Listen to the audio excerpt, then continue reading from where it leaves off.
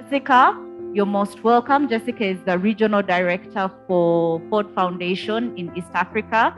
She's a feminist and she'll tell us a little bit more about herself, the other things that she would like us to know. The floor is yours, Jessica. Thank you so much. I hope you can see and hear me okay. And thank you for the welcome. It's actually really amazing to finally be at a UFF. It's the 9th. From the very first, I managed to miss them. And so it's really amazing to be here. And I think I just want to recognize, and I hope you recognize what the Uganda Feminist Forum means in African feminist history. It means a lot, actually. And it's one of the most consistent and persistent of the national feminist forums in the AFF community. And to just acknowledge, the solidarities it's enabled, the communities it's built, the memory that it holds. So just, deep thanks to all of the organizers over time and all the organizers involved in this 9th AFF, to be able to make sure that this ground is nurtured. And it's really exciting also to be invited to reflect on the idea of feminism as practice. It's actually one of my obsessions, is to really, think about practice. And if you'll allow me here, I want to, instead of using the word practice, I want to use the word praxis. And I hope I'm not trying to use big English, but it's just because it has a slightly different meaning. I use it in the sense that Paulo Freire is the Brazilian educator, the author of the Pedagogy of the Oppressed, uses it as thinking about, processes of individual and collective action that are deeply connected to thought, reflection, and critique.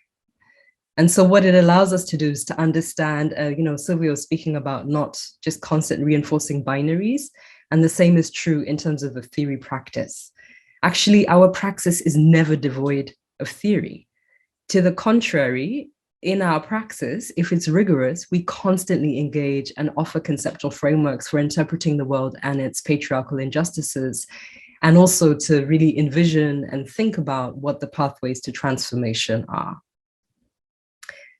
So as I began to consider what to say in this gathering about feminist praxis, I did a little exercise with myself where I pictured all of you and the beautiful community of people that I've encountered in African feminist movement spaces. So I pictured us and I held us in my heart and I asked myself, who are we? And 3 words kept coming to me: warriors, wounded, and healers. So for this opening offering, I wanted to explore these 3 vessels of feeling as a way to think about or think through the complicated question of African feminist praxis. So warriors. I should preface this by saying that I am an anti-militarist, and it feels important to say that in this moment where it's, nuclear weapons and mobilizing armies and what have yous. And I always try not to slip into the practice of solely invoking metaphors of war, right? We get very used to using this language of fighting as a symbolic universe for our feminist transformation. But at the same time, if I look at the statistics, numbers like 1 in 3 and 2 in 3 to describe the scale of patriarchal violence against us, if we acknowledge that African women remain overrepresented as people living with HIV globally and those dying in childbirth, that by conventional economic measures, African women are the poorest financially everywhere, and that for gender non-conforming African people, this economic location is as precarious or sometimes more precarious, that African feminists of all gender identities face the reality of being Africans and what that means at global borders, in trade negotiations, in the world media, as the collateral damage of extractivist and militarist logics. So these onslaughts of direct and structural violence create a reality that looks in many ways like war, right? And so in as much as our work resists this, we are warriors. So the framing of the warrior, we would say maybe the activist, is perhaps the one we surface the most. We articulate the nature of the struggle we face. We argue about tactics, about how we implement strategy, the process of engaging in and reflecting on resistance.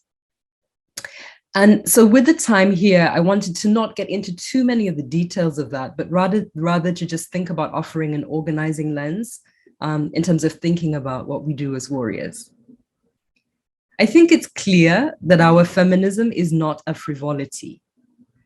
We are dealing with emergencies created by patriarchy, by homophobia and transphobia, by ableism, by racism, by exclusionary political economy. And yet, because these fights are so near, they're so close, we spend a lot of time zoomed right in, and often insisting on singular ways to engage as warriors, right? Arguing that there's only one way to fight. So I'd like to invite us to use spaces like the UFF, which are these rare gems of a space to gather ourselves, to really come together and zoom way out, all the way out, until we are able to see our activisms as webs of interconnected contributions, right? As an ecosystem of praxis. So yes, we are fairly enough frustrated by the over-institutionalization of our feminisms in NGOs. But what do or could NGOs do or anchor when they are working in clear and intentional service to our feminist politics? Some may say we have forgotten about services, right? We've forgotten about ways to respond to the direct needs created by patriarchal and related oppressions, that we're focused too much on the talk, right? We're too much on the advocacy, even on the online and talking and analyzing and fighting with people and what have you. Some people say we just talk too much. But what if this advocacy is actually building political momentum, in part for those direct needs to be met, right? For services to be created, to be protected, and to be resourced. Or at times, we may say that we are over-service oriented, that we're failing to ask ourselves why we are quietly patching holes in the fabric of society left by negligent patriarchal states. Again, a valid critique. But services are also a central mechanism of movement building if they're organized well. And they also demonstrate, practically, they demonstrate indeed our solidarity with those who are marginalized and violated by patriarchy.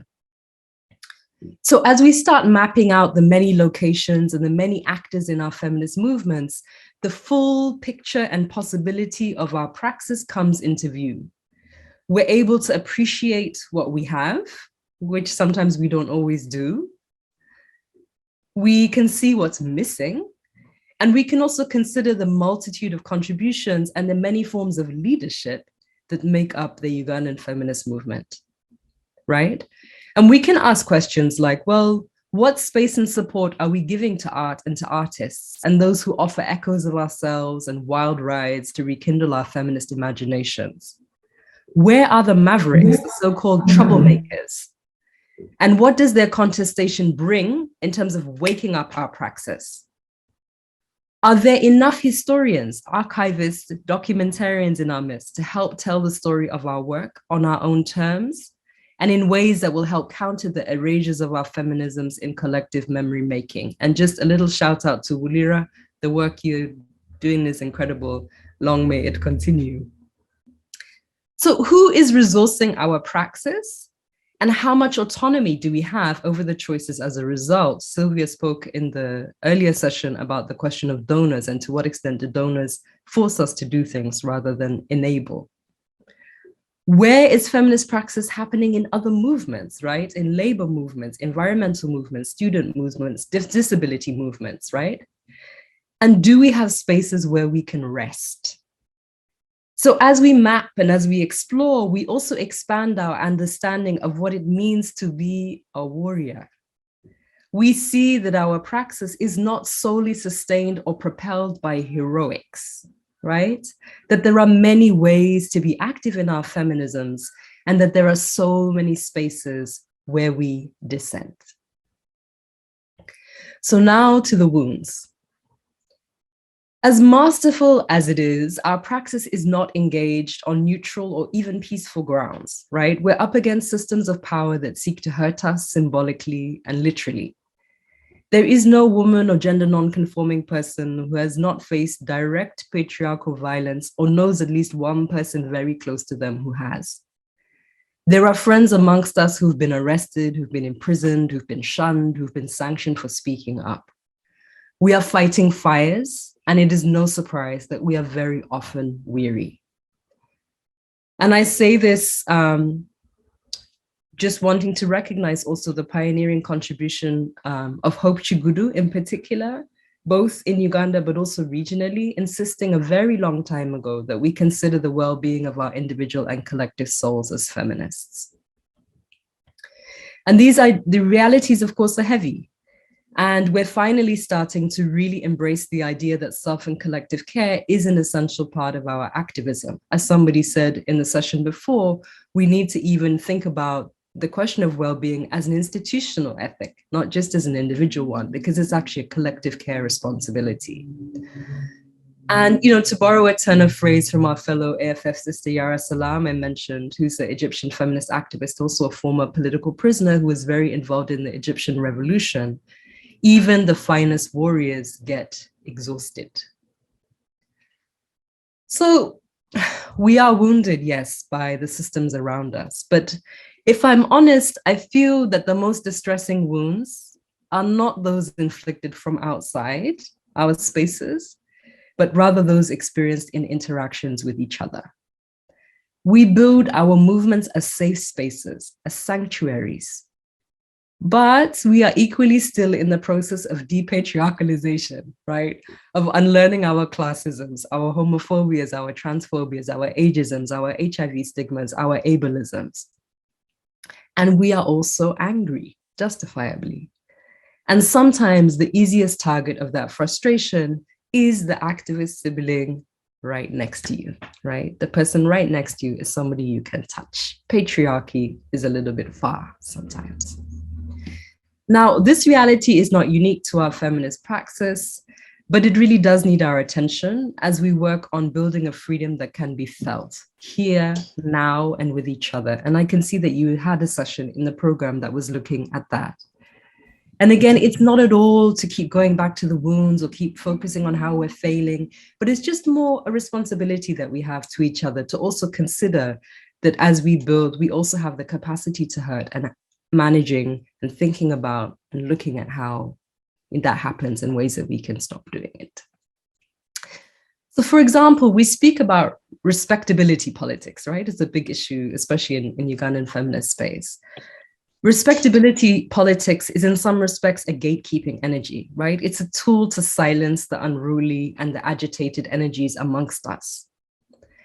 But I also think here that we could do well, again, with this kind of zooming out sometimes, to understand why other people who are otherwise very vocal choose at moments the comfort of compliance, right? Of course, systems of hegemonic power perpetuate themselves by ensuring that there is a cost to defying them. And when our activism makes visible the hypocrisies that lie at the heart of power, we will be made to feel that we have a price to pay. So yes, sometimes we're afraid. We're afraid to lose. We're afraid to be excluded.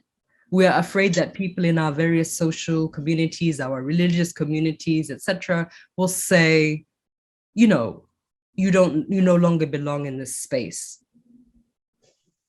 We're afraid that there will be economic consequences if we defy. But it is precisely this fear that is the controlling mechanism of patriarchy. We are made to feel afraid so that we stop resisting.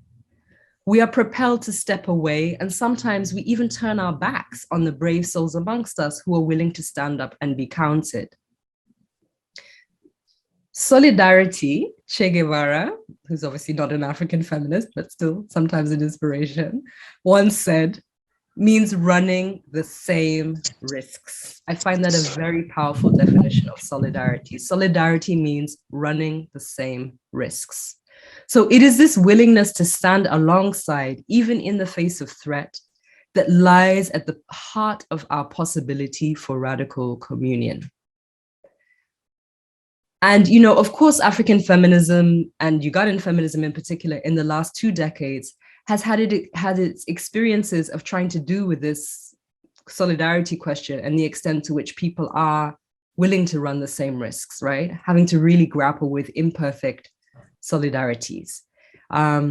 And, you know, there has been a coordinated and highly resourced attack on sex worker and LGBTQ rights in particular, rights and people, that really gathered pace in the early 2000s.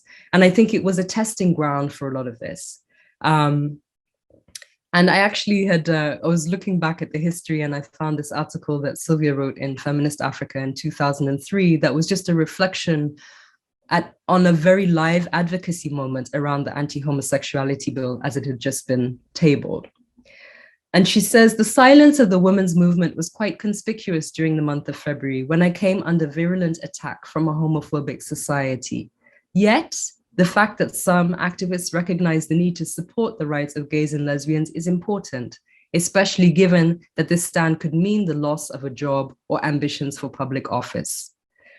Now, for those of you who were active at the time, you know that the community that was created in the very first Ugandan Feminist Forum was one of the anchors actually for the latter, for that, the solidarity and the people who were willing to actually stand up and say something, right? For this nucleus of feminists who are willing to actually speak publicly in defense of everybody's right to belong. And we know that it really was that foundational work done around the charter, clarifying, you know, where the space we would stand in was, right? And clarifying positions on LGBTQ, on sex work, on questions of choice. To really ensure that there was a collective commitment, but also a sense of accountability, that sense of accountability that was mentioned before, and signing, it makes you accountable to a politics that is mutually held, that is mutually nourished and mutually defended. It is understandable that we are afraid. And it is also understandable why we wound. And again, sometimes this wounding is by failing to stand in solidarity. But it is also possible to gain courage and to stand together, to be conscious of the impact that we have on each other and to take care with it, to be careful, to take care. So in closing, I want to just engage this question of the healers. So as tumultuous as the journey through feminist praxis can be, it can get a little crazy. Oh? We have to admit, it's magical. It's truly, truly magical. And I am grateful every day for what feminist community has offered my life. You know, I'm constantly amazed even by what the simple technology of gathering people together in a room and opening space to honor and affirm their existence, right, as gendered beings, the stories of their lives, the stories of their bodies, their dreams and visions of freedom, literally just gathering in a room as a space to be able to exhale and think about that and have that be acknowledged.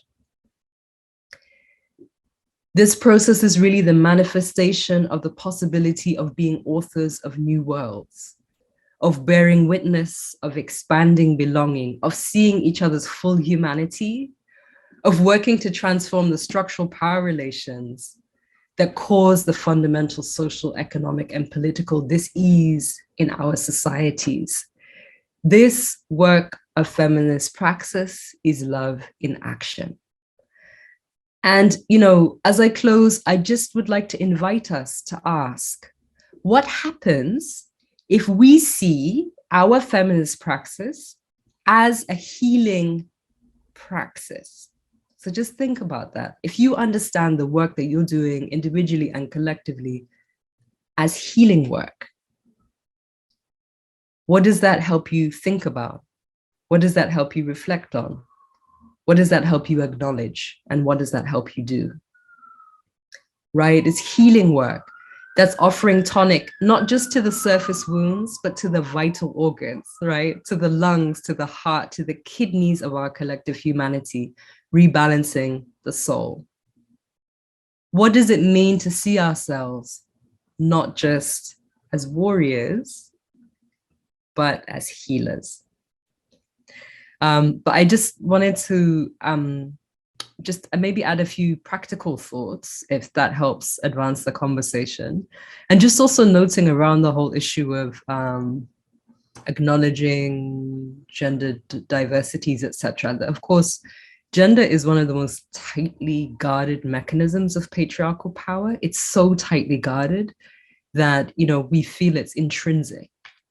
And so in a way, that struggle to deconstruct the binaries, etc., is almost one of our fundamental struggles. So we're going to have to live with that awkwardness for a while.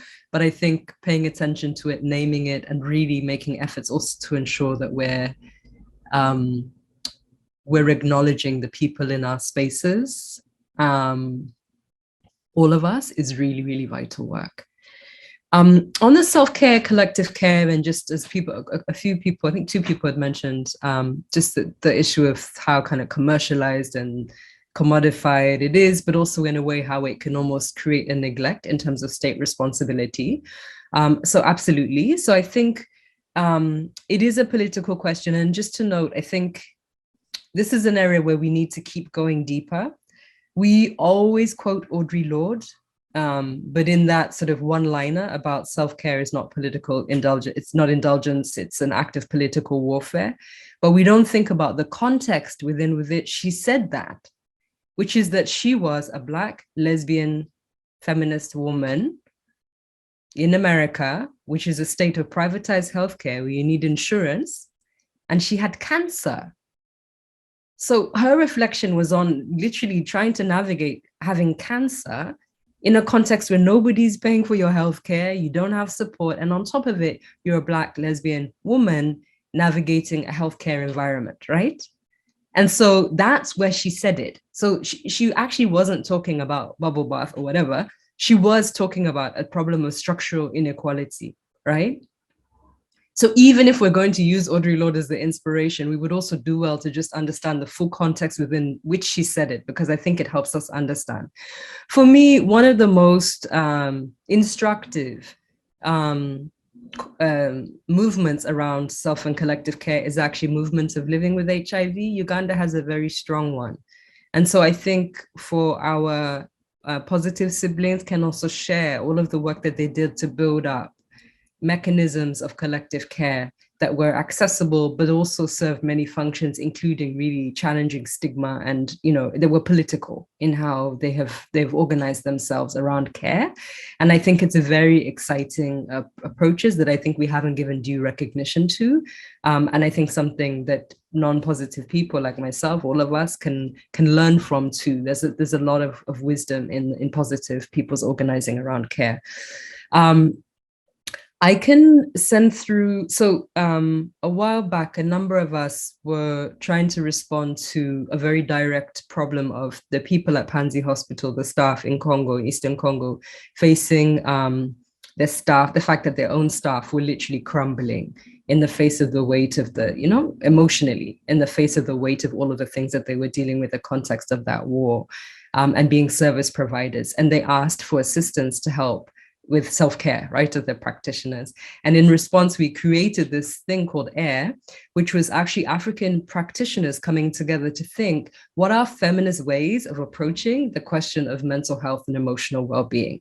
It was a very beautiful network of people. It's one of those things where, because everybody was so busy in the practical side of the work, eventually there was kind of nobody to carry it, which is a shame. But we produced a lot of, I think, useful and relatively like easy to understand videos and things, as well as knowledge around focusing on the question of reconceptualizing trauma. And the main contribution was to really repoliticize our understanding of trauma. So we're saying it's not a question of one-off experiences and one-off therapies, but really thinking about what are the structural environment that creates this? Why is it that we're constantly facing, you know, people taking our land, people violating our bodies, people waging war, people all the time, constantly. What is this thing? It's structural at the scale that it's happening. And so in a way, if we're thinking about care practices, we have to actually acknowledge that part of the care practice has to be about structural transformation, that giving individual therapies is a way of creating individual resilience, right? It's a way of building up people's capacity to survive right now. But that if we're actually going to address this, we need to think ultimately about prevention. And I think too, Uganda has pioneered prevention of violence against women work. Pioneered. Ugandan communities have offered the entire world, right, examples of how we can actually change the violent norms that perpetuate violence in our societies. Something, again, I think we don't own. We don't own that. But those communities are the ones that actually did that SASA model. Those communities were the ones that said, let's give it an experiment with ourselves and let's try and see. And have offered the world, right, the confirmation that indeed it is possible to change. So I think this is some of the things we can look at. I will send on the air materials if it's useful or interesting, because I think there's some wisdom there. And absolutely, this question of state responsibility is real, in as much as if we agree to be citizens, then we agree to be in these states, actually, in a way. I mean, we're thrust in them, but at the same time, a lot of what we do reinforces them. If they're there, they might as well do something for us. And so thinking about what is it, I believe in state supported public healthcare very strongly. I really believe that there should be quality state, accessible, state-funded healthcare, because I think that that's the only way to guarantee health of the population. Otherwise, it's privatized, right? And how are we going to provide for it? So I think it's very interesting to think about what are the responsibilities. And of course, we can reimagine the state itself. It doesn't have to look the way it does right now. Economics and the difficulty of thinking about economics as healing. I think if we put into view the structural realities of our distress, the economic violence lies at the heart of it. And so actually creating economic systems that feed us, that nourish our possibilities, and that don't exclude in that way, that don't cause so much harm, is a form of healing, very clearly. In a micro way, one of the things we were exploring in AIR is this concept of livelihoods therapy, and not livelihoods in the sense we do it of, getting women to sell small tomatoes or whatever by the side of the road, but thinking about actually one of the things that happens when people experience mass dislocation or dislocation from their normal lives as a result of war and insecurity, xenophobia, etc., is that they lose their economic agency. And it can be very debilitating to not even have the ability to look after yourself at a very basic level and to look after the people that you love is very debilitating. So what is it? It can actually be therapeutic to enable people to have to refine that agency, right? And to think about, again, not just the way in Western psychology that focuses so much on the quote unquote mind, but to think about the other elements that, are present in the sense of our well-being. Lastly, on accountability mechanisms, this is an area I think we just need to think about a lot more and experiment with. And I just say to also think about what do we know, places where this has been practiced in different ways. We have quite a interesting universe of conflict resolution thinking and work that's done. And we have in Uganda, of course, organizations like the Women's International Peace Center and others who've been doing work on this for years in terms of thinking about community-based justice and, engaging with conflict and all of that. Is there anything valuable to learn from that as feminists? A lot of the conflict resolution traditional mechanisms are patriarchal mechanisms, but there are also others that are interesting, right? In terms of even the conception of what constitutes justice. I think the last thing is just to say that, of course, we're all, in some respects, equally schooled in kind of a logics of a very punitive way of thinking about, someone's done something wrong, so we have to punish them, make them pay, And so I actually think it's very interesting for us to then think about, what, if we're going to do this, if we're going to try and set up mechanisms of some kind, firstly, how do we not reinforce hierarchies of who has a right to tell who and so what to do, etc.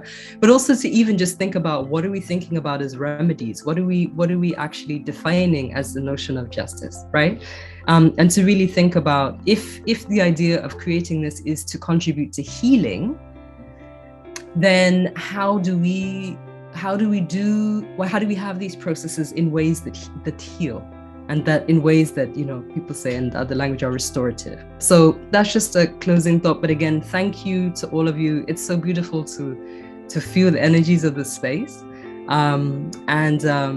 This is a very, very, very precious thing that you have here. So I'm so happy that it's still here. I'm so happy that you're all, engaging in the ways you are. And I look forward to being able to support in many ways.